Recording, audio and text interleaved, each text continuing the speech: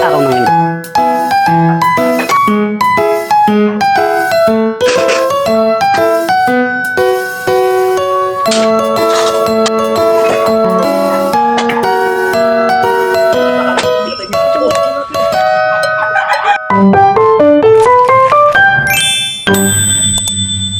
Magandang buhay! This is Sir Bicolanong Mommy Kring Kring!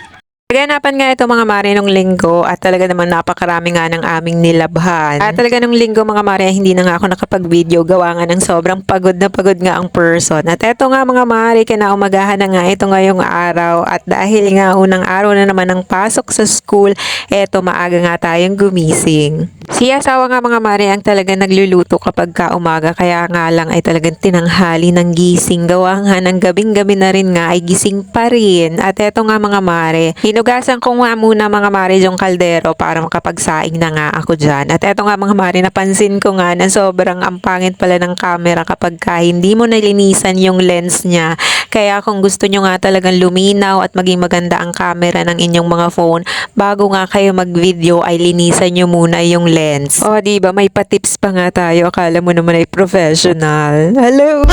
At pagkakuha ko nga mga mare ng bigas dyan ay hinugasan ko na rin nga ya. At kung napapansin nyo nga mga mare, ay malinaw nga ang pagkakakuha natin dyan. O diba may natutunan kayo for today's video, linis-linis lang pala ng lens ng camera para maging malinaw nga ang kuha.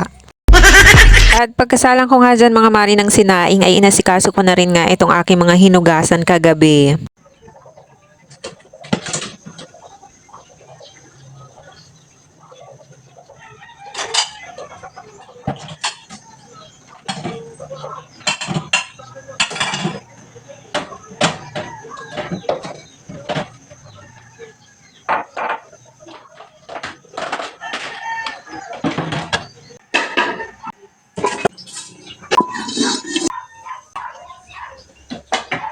At pagkatapos ko nga dyan mga mare, ito naman nga ang aking ginawa. Ito nga ang baunan ng aking anak ay nahugasan ko na nung nakaraan. Pero ito nga mga mare, binabanlian ko nga ito ng mainit na tubig mga mare bago ko nga lagyan ng baon ng aking anak. Ewan ko mga mare, nakasanayan ko na lang din talaga yung ganito, lalo na kapag ka plastic nga yung baonan. At ito nga mga mare, pagkapunta ko nga dito sa sala ay nandito na rin nga ang aking anak. Sabay nga kaming nagising niyaan. Hindi ako nahirapan mga maring gisingin yan, pero nahirapan nga akong paliguan yan.